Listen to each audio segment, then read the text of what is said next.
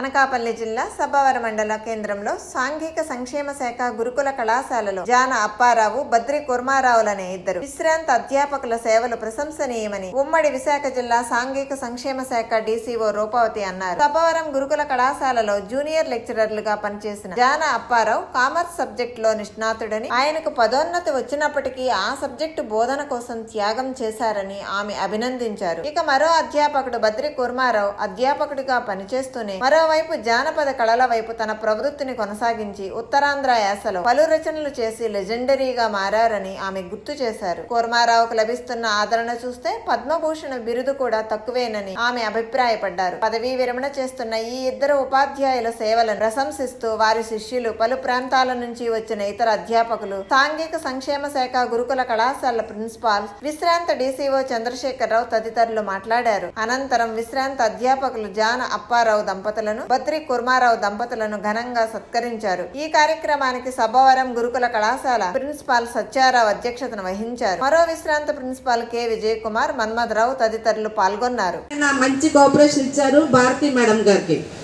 Bharati madam zone 2 నుంచి వచ్చి శ్రీకాకుళంలో పనిష్మెంట్ ప్లేస్ నందిగాంలో పనిచేస్తున్నప్పుడు మారల్ సపోర్ట్ అంతా మన కుర్మారావు సారే. యాక్చువల్గా మేడం గారికి అంత ఐడియా లేదు. అప్పుడు సార్ యొక్క పనితీరు కానీ, ఆయన నిబద్ధత కానీ, పని పట్ల కమిట్మెంట్ కానీ ఇవన్నీ చూడడం జరిగింది. అది కాకుండా ఇప్పుడు కళింగ జానపద కళలు అనే పుస్తకాలు కూడా మాకు తాళ్ళపాలెం తీసుకొచ్చి ఇచ్చారు మొన్ననే. ఇప్పుడు తాలూకా గొప్ప వ్యక్తిత్వాన్ని మనం అంచనా వేయటానికి ఇదొక్కటి చాలండి. ఇంత మండుటెండలో మరి ఎంతో వ్యయ ప్రయాసలకు వచ్చి ఇక్కడకు విచ్చేసినటువంటి అతిథులందరికీ మరొకసారి మా హృదయపూర్వక ధన్యవాదాలు, అభినందనలు నేను తెలియజేసుకుంటున్నాను. అయితే ముందు అప్పారావు గారు ఎన్నో వేల మంది విద్యార్థులకు దిశానిర్దేశం చేసి వారు ఈరోజు చక్కగా మంచి భవిష్యత్తులో చక్కటి వారి భవిష్యత్తుకు బంగారు బాటలు వేసి ఎంతోమంది మంచి మంచి ఉద్యోగాల్లో స్థిరపడటానికి కారణం ఆయన ఒక గొప్ప ఇన్స్పిరేషన్, ఒక గొప్ప మోటివేషన్, ఒక గొప్ప కౌన్సిలర్గా, ఒక గొప్ప వ్యక్తిత్వం ఉన్నటువంటి ఒక గొప్ప టీచర్ మరి అప్పారావు గారు. అయితే ఆయన ప్రిన్సిపల్ ప్రమోషన్ వచ్చినా కూడా వెళ్ళకపోవటానికి కారణం పాత్రో గారు చెప్పినట్లుగా నాకు తెలిసి కామర్స్లో ఆయన మించిన ఆయన లేరండి. ఎప్పుడూ ఆయన సబ్జెక్టు 100% అప్పారావు గారు. మరి అంటే చాలా ఆయన అంటే పూర్వపు విద్యార్థులు వచ్చారు, ఆయనతో పనిచేసిన వాళ్ళు వచ్చారు, రిటైర్ అయిన వాళ్ళు వచ్చారు. ఆయన వల్ల మరి భవిష్యత్తుకు బంగారాన్ని చేసుకున్నటువంటి విద్యార్థులు కూడా వచ్చి ఇక్కడికి మాట్లాడటం జరిగింది. కాబట్టి అప్పారావు గారు ఎంత గొప్ప ఉన్నతమైనటువంటి వ్యక్తిత్వం ఉన్న వ్యక్తి అనేది మనకి అర్థమవుతుంది. స్టేషన్స్లో కూడా పిల్లలతో కథలు రాయించి అవే కథల్ని ఎటువంటి మార్పు లేకుండా వాళ్ళు ఆ ఉత్తరాంధ్ర యాసలో ఎలాగైతే పిల్లలు రాశారో వాటిని యథాతథంగా ప్రచురించి, ఆ ప్రచురించేటప్పుడు కూడా చాలా ధన సహాయం అనేది చాలా తక్కువగానే అందింది. మాషార్కి చాలా డబ్బు ఖర్చు పెట్టి ఒక పుస్తకము మరి ప్రచురించి అది పుస్తకం రూపంలో రావాలంటే చాలా ధనం అవసరం అవుతుందండి, అమౌంట్. నేను ఒక వెనుకబడిన ప్రాంతంలో నక్సలైట్ ఉద్యమం జరిగిన ప్రాంతంలో ఒక నిరుపేద కుటుంబంలో పుట్టాను. మా తల్లిదండ్రులు, మా తండ్రి కొద్దిగా చదువుకున్న వారికి అక్షర జ్ఞానం అంతా ఉన్నా చదవాలి, పిల్లలు చదువుకోవాలంటే ఇది మాత్రం లేదు. నువ్వు పని చేయాలి, తర్వాత చదువుకోవాలి. మా మా మా తండ్రి కండిషన్ ఏంటి, ఆయన చదువుకున్నారు కొంతవరకు. ఆయన బర్మా నుండి లేదా ఇతర రాష్ట్రాల నుంచి వచ్చినటువంటి ఉత్తరాలను చదివి రాసే వ్యక్తి. ఎక్కడో రాత్రిపూట చదువుకుని ఇంగ్లీష్ కూడా అంత బాగా ఎలా నేర్చుకున్నాడు ఆయన. స్కూల్ ఎడ్యుకేషన్ లేదు. ఉదయం పూట స్కూల్కి వెళ్ళి మధ్యాహ్నం పశువులు కాసు అలాగైతే నువ్వు స్కూల్కి వెళ్ళి, లేకపోతే స్కూల్కి వెళ్ళడానికి లేదు. నాకు తెలుసు చదువు బాగుపడుతుంది, కానీ మన ఇంట్లో పరిస్థితి బాగలేదు. మా అమ్మ కూడా అలాగని వాళ్ళు ఎప్పుడు డిస్కరేజ్ చేయలేదు. అటువంటి పరిస్థితుల్లో నేను అనేక సార్లు మానేవలసిన పరిస్థితి. 7వ తరగతిలో ఒక 50 పైసలు ఆ రోజు యూపీ స్కూల్ వచ్చిందని తడకలు వేయడానికి ఇచ్చాము కదా. ప్రిన్సిపాల్స్ అందరూ మ్యాక్సిమం అందరూ వచ్చారండి. రిజల్ట్ రావడం వల్ల 2-3 లేకపోయారు. ఇందాక ఎవరో సార్ చెప్పినట్టు అన్ని డిపార్ట్మెంట్స్ ఇక్కడే ఉన్నాయి. రిటైర్ అయిన వాళ్ళు, రిటైర్ కాని వాళ్ళు, అలాగే మా విద్యార్థులు, నాతో పాటు పని చేయకపోయిన మా సోదరి మనలు అందరూ వచ్చారు. అందరికీ కూడా మా ధన్యవాదాలు తెలుపుకుంటూ ఉన్నాను. వచ్చింది మరి చాలా సర్వీస్ చేసాం ఈ సంస్థని ఇక్కడ నిలబెట్టడంలో నా పాత్రని అసలు ఈ స్కూల్ ఎక్కడ ఎత్తేద్దామన్నారు. ఇక్కడి నుంచి ఆ స్కూల్ కూడా ఇక్కడ ఎత్తకుండా నా సహకారం, నా సహకారాలన్నీ కూడా మరి ఎంతోమంది పిల్లలను కూడా మేము టీచర్ విజయ్ కుమార్ సార్ చెప్పినట్టు విజయ్ కుమార్ సార్కి మా మలిబాబుకి నాకు ఎక్కువ ఈ సబ్బవరంతో సంబంధం ఎక్కువ. ఒక విధంగా చెప్పాలంటే ఎన్టీఆర్ పాత్ర ఏమో విజయ్ కుమార్ సార్ది, అక్కడే నాగేశ్వరరావు పాత్ర ఏమో నాది, ఎస్వి రంగారావు పాత్ర ఏమో మా మలిబాబు.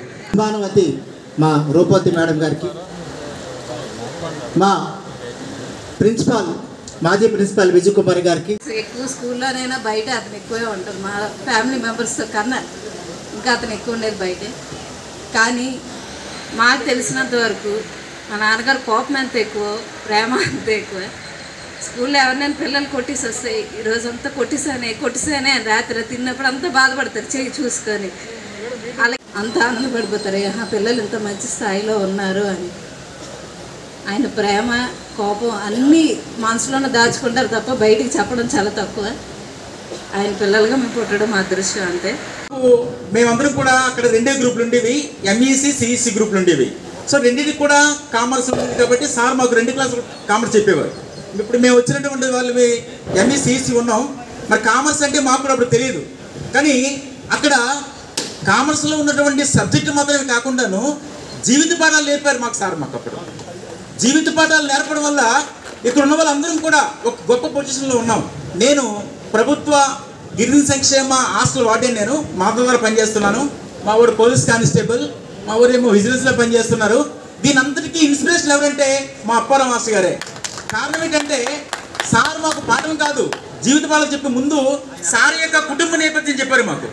కుటుంబ నేపథ్యం చెప్తే ఎలాగొచ్చారో, అసలు తన ఎడ్యుకేషన్ కోసం ఎవరు సాయం చేశారో, తన మేనమామ మాస్టర్ గారికి సాయం చేశారని, రుణం తీసుకోవడం కోసం మేనమామ కూతుర్ని పెళ్లి చేసుకున్నారని మాకు ఇప్పుడు కూడా గుర్తుంది. కాబట్టి మనం పిల్లలతో ముందు టీజీటీ కానీ పీజీటీ కానీ ఉంటే హై స్కూల్లో పిల్లలతో ఉన్న అటాచ్మెంటే యాక్చువల్గా అటాచ్మెంట్. మళ్ళీ మన దగ్గర కూడా 6th, 5th, 6th, 7th, అలాగే 8th, 9th, 10th, అలాగే ఇంటర్, ఈ 3 విభాగాల్లో కూడా చాలా వాళ్ళ బిహేవియర్లో కూడా చాలా గణనీయమైనటువంటి మార్పు ఉంటుంది. అంచేత 7th వరకు ఉన్న విద్యార్థి మనకి 8th క్లాస్లో ఒకసారి కొత్తగా కనిపిస్తాడు. అదేవిధంగా 10th అయ్యేసరికి మళ్ళీ ఇంటర్లో అయినా సరే డిఫరెంట్గా కనిపిస్తాడు. వాళ్ళని అర్థం చేసుకొని కరెక్ట్గా సమన్వయంతో వాళ్ళ మైండ్ కరెక్ట్గా వీళ్ళిద్దరు కూడా ఆ పిల్లల స్వభావాన్ని, తర్వాత మన ఇన్స్టిట్యూషన్ స్వభావాన్ని సరిగ్గా అర్థం చేసుకొని ఎంతో ముఖ్యంగా అప్పారావు గారు వాళ్ళ క్యారియర్ గైడెన్స్ ఏమన్నా పిల్లలు చెప్పారు. అదే నాకు దుర్గాప్రసాద్ గారు కూడా చెప్తుండేవారు, ఆయన ఇన్స్టిట్యూట్కి ఆయన ఎస్సెట్ అని. అంటే ఈ ఫ్యాకల్టీతో పనిచేయడం అనేటువంటిది ఒక రకంగా అదృష్టం అని చెప్పాలి. అండ్ ముఖ్యంగా రెసిడెన్షియల్ స్కూల్లో పనిచేయడమే ఒక అదృష్టం అని నేను అంటాను.